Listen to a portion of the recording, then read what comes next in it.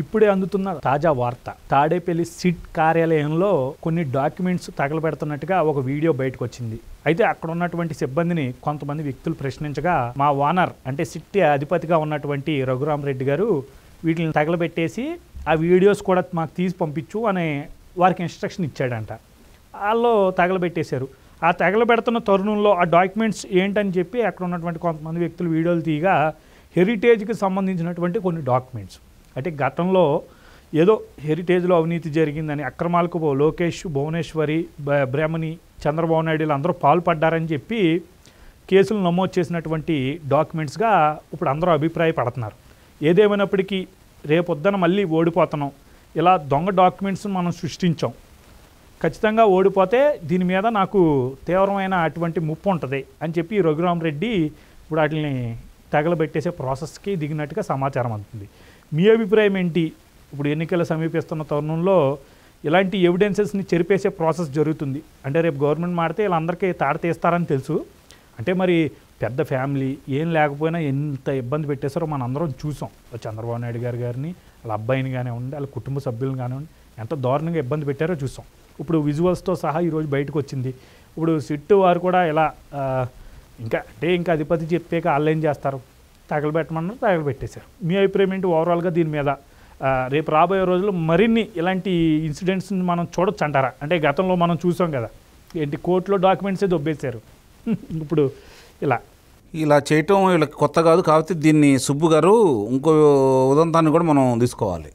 తెలంగాణలో జరిగింది, అక్కడ జరిగింది అనేది ప్రజలందరికీ తెలిసిన విషయం. ఈరోజు తెలంగాణలో ఏ విధమైన ఫోన్ ట్యాపింగ్ జరిగిందో దాన్ని అడ్డం పెట్టుకొని ఆంధ్ర రాష్ట్రంలో కూడా దానికి ప్రత్యేకంగా ఒక విభాగాన్ని పెట్టేసి అధికారులు, ముఖ్యంగా ప్రతిపక్ష నాయకుల తర్వాత ముందు అధికారుల యొక్క గుట్టుమట్టాన్ని తెలుసుకొని దాని ఆధారంగానే అధికారులను వాళ్ళ అదుపాజ్ఞలో పెట్టుకున్నారని ఇప్పుడు అర్థమైపోతూ ఉంది. ఆ తర్వాత ప్రతిపక్ష నేతల మీద దీన్ని ప్రయోగించడం కూడా జరిగింది. ఇది ఇక్కడ జరిగిన దాన్నే దృష్టిలో పెట్టుకొని అక్కడ కూడా ఇలానే జరిగి ఉండొచ్చు. ఇద్దరు కలిసే ఉన్నారు కాబట్టి, గృహశిష్యులు కాబట్టి, ఈయన సలహాలు ఆయన తీసుకుంటారు, ఆయన సలహాలు ఈయన తీసుకుంటారు, ఇద్దరు కలిసే ప్రయాణం చేశారు కాబట్టి ఇద్దరికి కూడా తెలుగుదేశం పార్టీ అధికారంలో ఉంటే ఇబ్బంది కాబట్టి ఆ రోజు వాళ్ళు ఎలా చేశారో అదేవిధంగా ఇక్కడ అమలు చేశారని చెప్పని ఇప్పుడు జరుగుతున్న ఉదంతాలన్నీ ఒక్కొక్కటి చూసి బయటకు వస్తుంటే మనకు అర్థమైపోతూ ఉంది. ఇక్కడ ముఖ్యంగా గతంలో లోకేష్ బాబు గారు ముఖ్యంగా ఆయన ఏంటంటే ఎర్ర పుస్తకం పట్టుకొని తిరుగుతున్నాడు.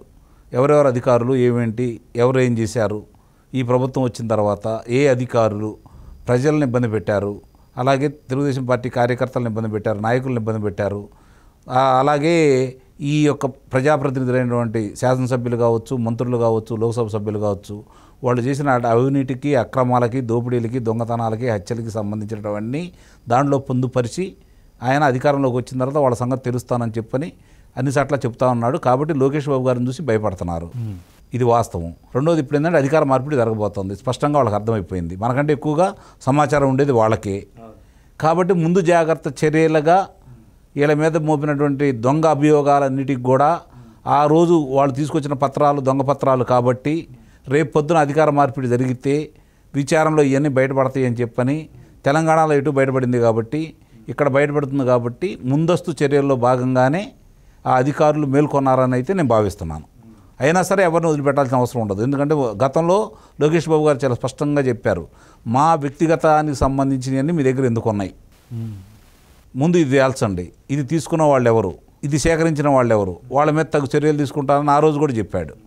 కాబట్టి ఈ భయం కొద్దే ఈరోజు ఏ సంబంధం లేకపోయినా ఎప్పటి నుంచో వ్యాపారం చేసుకుంటున్నా వాళ్ళు ఎక్కడో పక్కన కొనుక్కున్నా కూడా దీంట్లోనే జరిగింది అని చెప్పని కుంభకోణాల్లో వాళ్ళని చూపించాలనే భాగంగా ఎన్నికల్లో ఇబ్బంది పెట్టాలని చెప్పని ఎన్నికల ముందుగా వాళ్ళని కూడా అదుపులో తీసుకోవాలని లోకేష్ బాబు గారిని, భువనేశ్వర్ గారిని, అలాగే బ్రాహ్మణి గారిని వాళ్ళు చేసినటువంటి కుట్ర సాగలేదు. కాబట్టి చంద్రబాబు నాయుడు గారి యొక్క నిర్బంధానికి సంబంధించి ప్రజల్లో వచ్చినటువంటి వ్యతిరేకతని దృష్టిలో పెట్టుకొని వాళ్ళు ఆ రోజు అట్లా ఆగిపోవడం కూడా జరిగింది.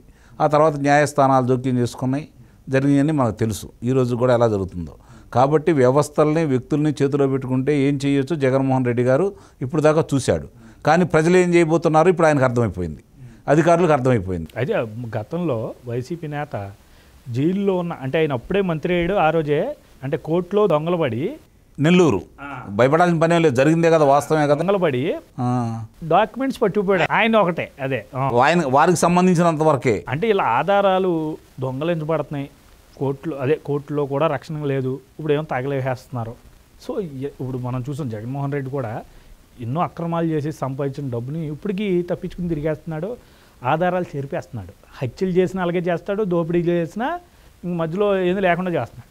మరి ఈ రకమైనటువంటి పరిస్థితులు మనం చూస్తున్నాం కదా, మరి ఇలాంటి వ్యక్తులకి ఏం చేస్తే సరైన శిక్ష పడద్దు అంటారు? ఏం చేస్తే కదా, ఆధారాలతోటి వచ్చిన వాళ్ళు మళ్ళీ ప్రభుత్వం మారిన తర్వాత రాజకీయంగా ఇప్పటివరకు ఏం జరుగుతున్నాయి అంటే ఆరోపణలు ప్రత్యారోపణలే తప్ప అధికారంలో వచ్చిన వాళ్ళు వాళ్ళ మీద తగు చర్యలు తీసుకోవట్లేదు. ఇది వాస్తవం, అందులో ఎలాంటి సందేహం కూడా లేదు. గతంలో ఈ జగన్మోహన్ రెడ్డి గారు వచ్చిన తర్వాత వీళ్ళ మీద ఎలాంటి అభియోగాలు లేకపోయినా కూడా సృష్టించేసి భయపెట్టడం కోసం అచ్చెన్నాయుడు గారిని అట్లానే అదుపులో తీసుకున్నారు, కొల్లు రవీంద్ర గారిని అలానే అదుపులో తీసుకున్నారు. వరుసనే చింతమనేని ప్రభాకర్ గారు, ఇక్కడ నుంచి జేసీ దివాకర్ రెడ్డి గారు, జేసీ ప్రభాకర్ రెడ్డి గారు, వాళ్ళ మీద ఎలాంటి అభియోగాలు వేసారో వాళ్ళ అబ్బాయి అస్మిత్ రెడ్డి గారి మీద అందరి మీద చూస్తూనే ఉన్నాం. కానీ ఆధారాలు ఇంతవరకు ఎవరి మీద చూపించలేదు, వాళ్ళకి శిక్షలు వేయించలేకపోయారు వీళ్ళు. రేపు పొద్దున అధికారంలోకి వచ్చిన తర్వాత లోకేష్ బాబు గారు దీని మీద చాలా తీవ్రమైన నిర్ణయాలు తీసుకుంటారని అయితే ప్రజలు భావిస్తున్నారు. ఆయన అలా నమ్మకం కూడా కలగజేశాడు, ప్రజలు కలగజేశాడు. ఎందుకంటే వీళ్ళందరి యొక్క గుట్టుమట్లు నా దగ్గర ఉన్నాయి, వాళ్ళందరి మీద చర్యలు తీసుకుంటానని చెప్పి ఆయన పదే పదే చెబుతూ ఉన్నాడు.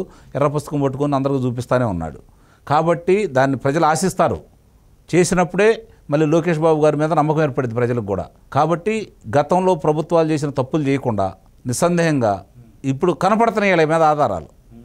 వాళ్ళు చేసిన దోపిడీలు కనపడుతున్నాయి, దొంగతనాలు కనపడుతున్నాయి, భూ కబ్జాలు కనపడుతున్నాయి, కుంభకోణాలు కనపడుతున్నాయి, హత్యలు కనపడుతున్నాయి. వాటికి ఆధారాలు కూడా ఉన్నాయి.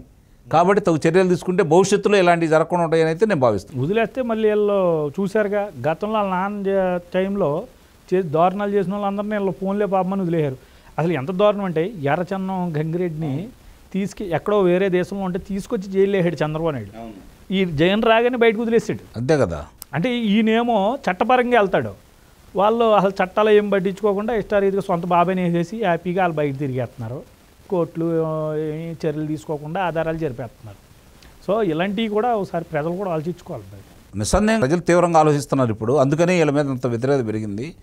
అలాగే లోకేష్ బాబు గారి నమ్మకం పెరిగింది, ఎందుకంటే ఆయన పదే పదే చెబుతున్నాడు కాబట్టి ఇది లోకేష్ బాబు గారి బాధ్యత. మళ్ళీ గుర్తు చేస్తున్నాను నేను, లోకేష్ బాబు గారు దీని మీద చర్యలు తీసుకోవాలి.